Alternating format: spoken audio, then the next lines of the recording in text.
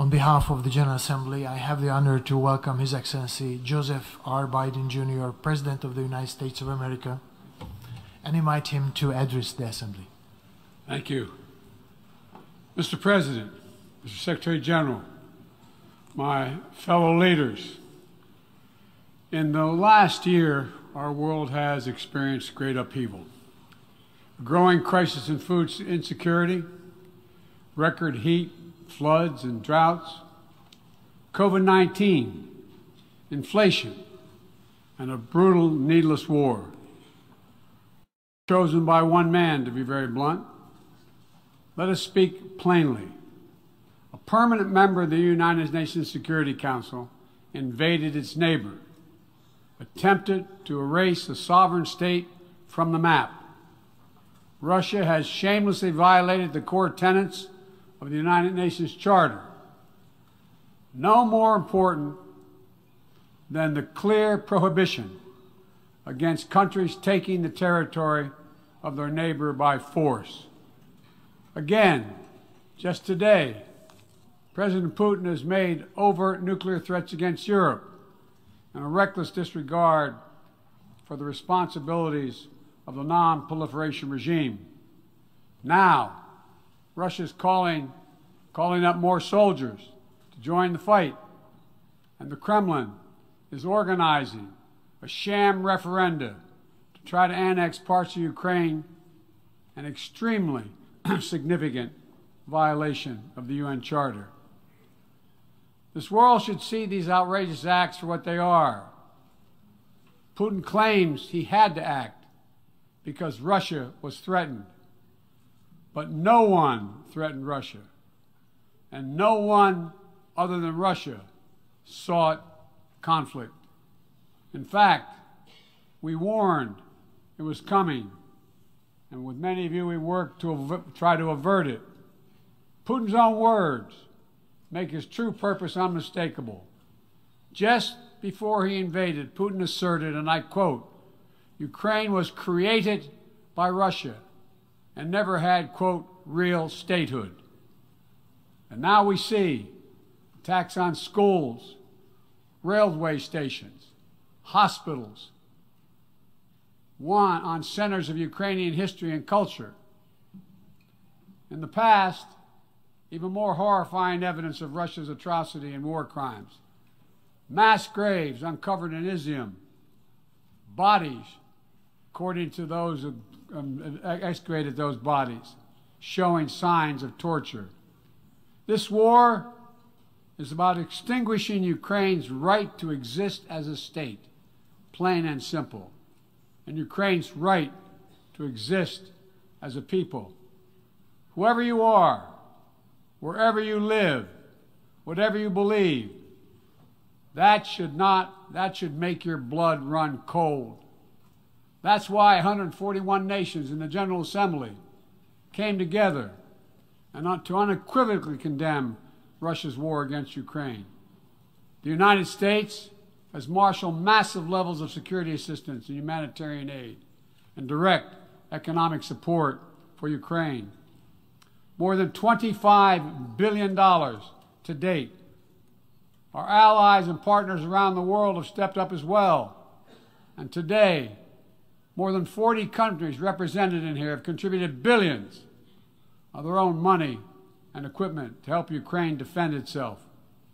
The United States is also working closely with our allies and partners to impose costs on Russia, to deter attacks against NATO territory, to hold Russia accountable for the atrocities and war crimes. Because if nations can pursue their imperial ambitions without consequences, then we put at risk everything this very institution stands for. Everything. Every victory won on the battlefield belongs to the courageous Ukrainian soldiers. But this past year, the world was tested as well. And we did not hesitate. We chose liberty. We chose sovereignty. We chose principles to which every party to the United Nations Charter is beholding. We stood with Ukraine. Like you, the United States wants this war to end on just terms, on terms we all signed up for, that you cannot seize a nation's territory by force, that the only country standing in the way of that is Russia. So the body who's determined to uphold the principles and beliefs we pledge to defend as members of the United Nations must be clear, firm, and unwavering in our resolve. Ukraine has the same rights that belong to every sovereign nation. We will stand in solidarity with Ukraine. We will stand in solidarity against Russia's aggression, period. Now, it's no secret that in the contest between democracy and autocracy, the United States and I, as President, champion a vision for our world that's grounded in the values of democracy. The United States is determined to defend and strengthen democracy at home and around the world, because I believe democracy remains humanity's greatest instrument to address the challenges of our time. We're working with the G7 and like-minded countries to prove democracies can deliver for their citizens, but also deliver for the rest of the world as well. But as we meet today, the UN Charter's very basis of a stable and just rule-based order is under attack by those who wish to tear it down or distort it for their own political advantage. And the United Nations Charter was not only signed by democracies of the world, it was negotiated among citizens, dozens of nations with vastly different histories and ideologies, united in their commitment to work for peace. As President Truman said in 1945, the UN Charter, and I quote, is proof that nations like men can state their differences, can face them, and then can find common ground on which to stand, end of quote.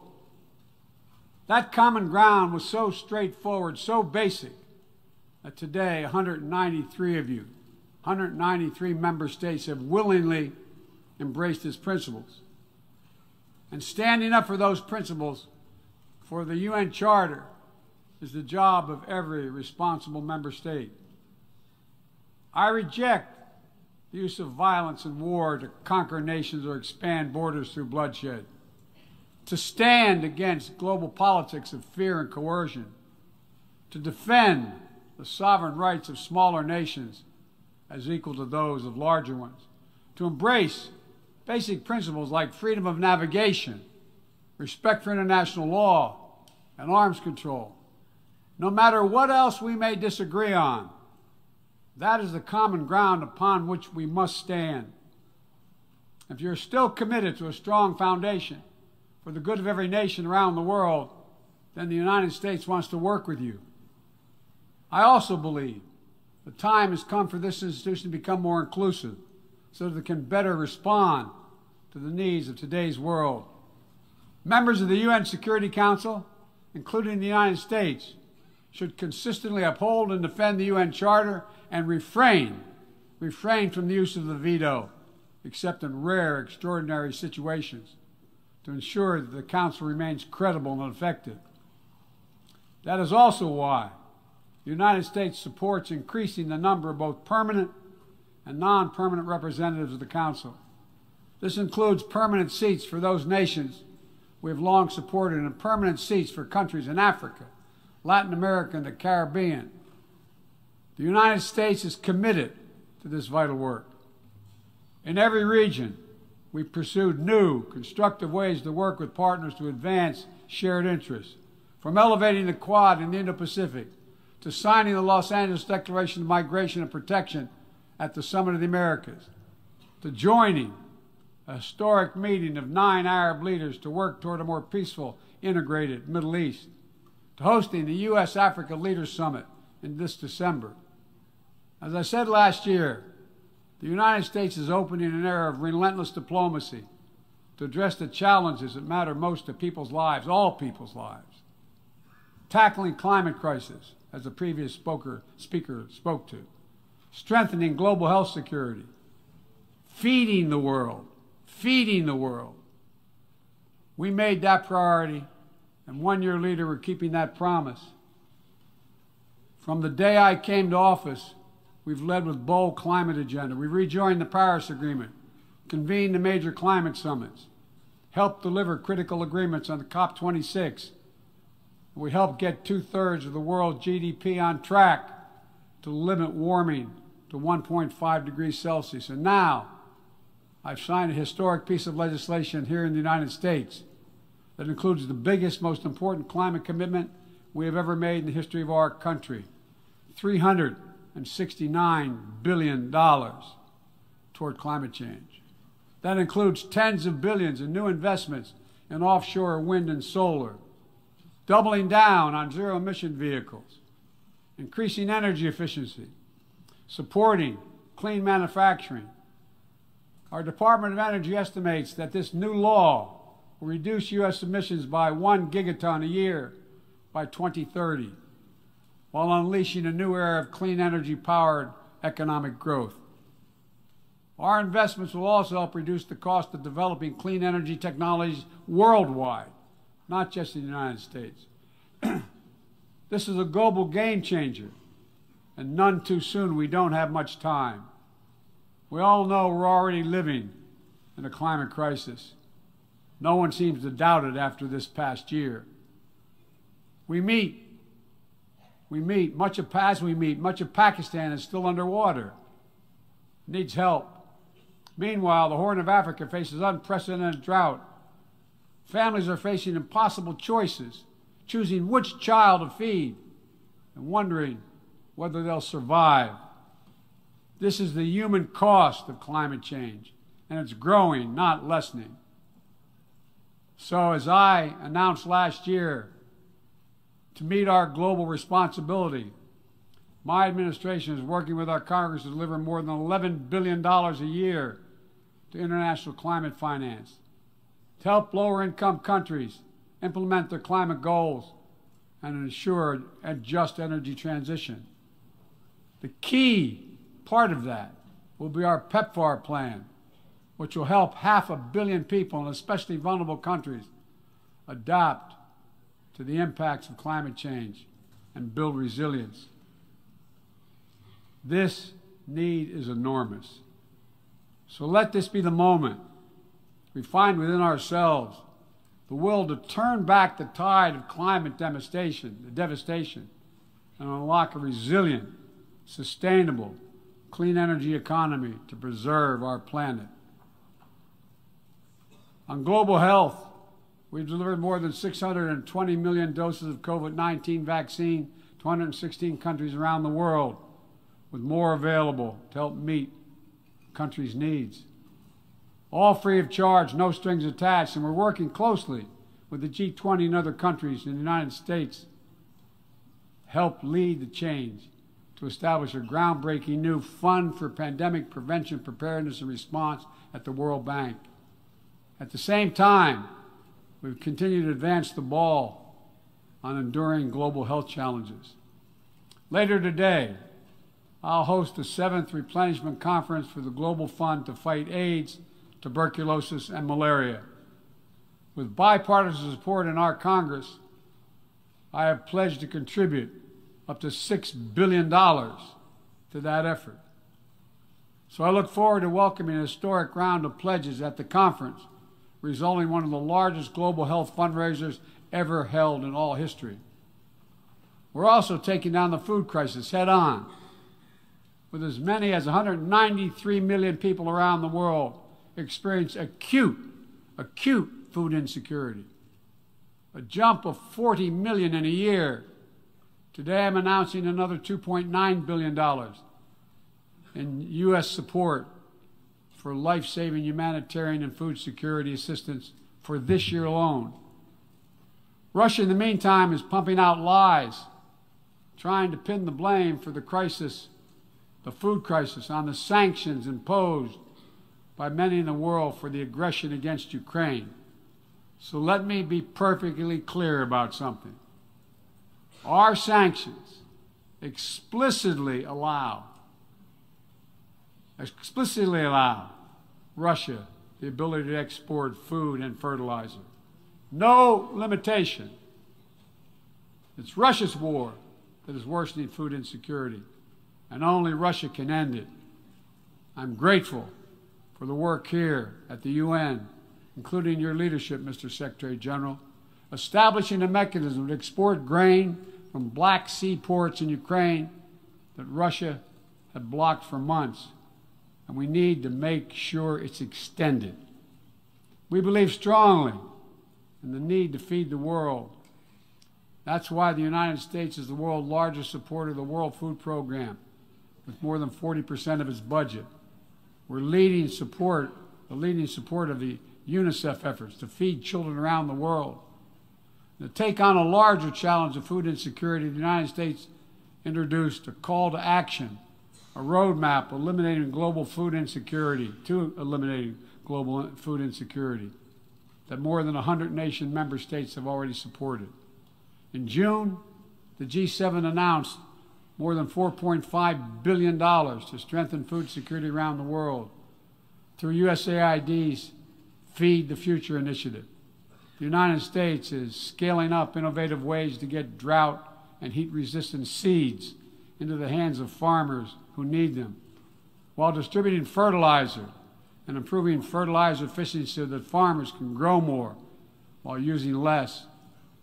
And we're calling on all countries to refrain from banning food exports or hoarding grain while so many people are suffering. Because in every country in the world, no matter what else divides us, if parents cannot feed their children, nothing else matters. If parents cannot feed their children. As we look to the future, we're working with our partners to update and create rules of the road for new challenges we face in the 21st century. We launched the Trade and Technology Council with the European Union to ensure that key technologies are developed and governed in the way that benefits everyone.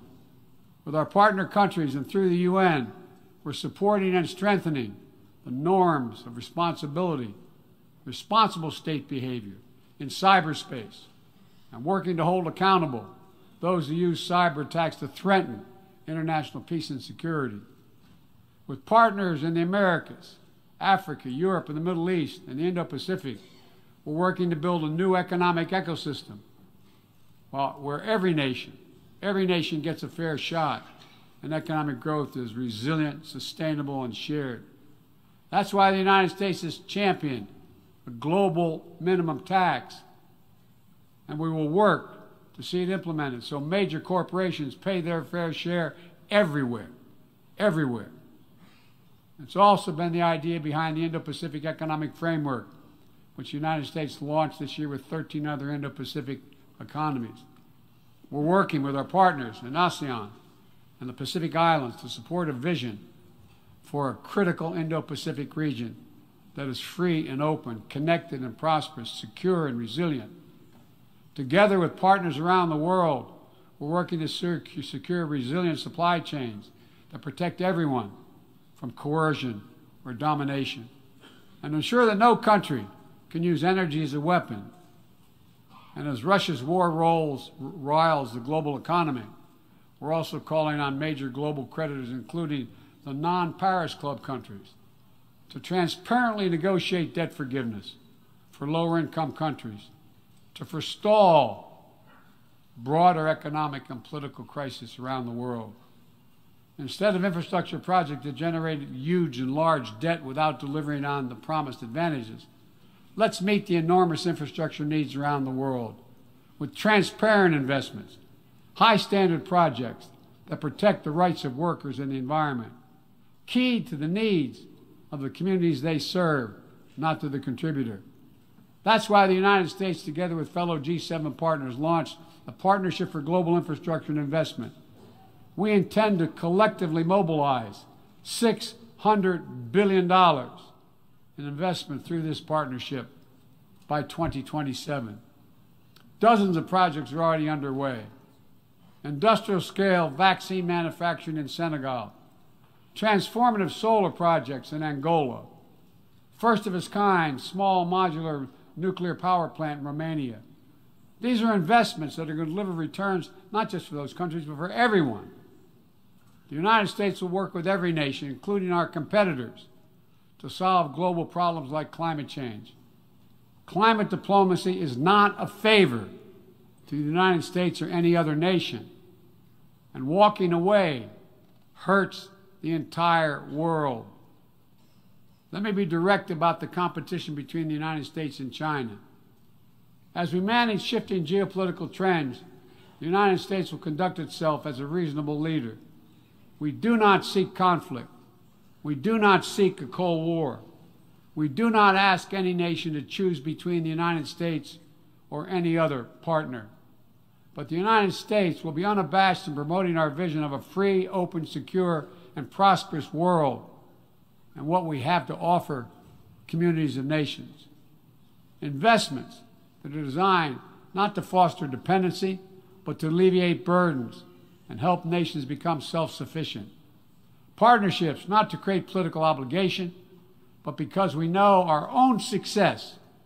Each of our successes increased when other nations succeed as well.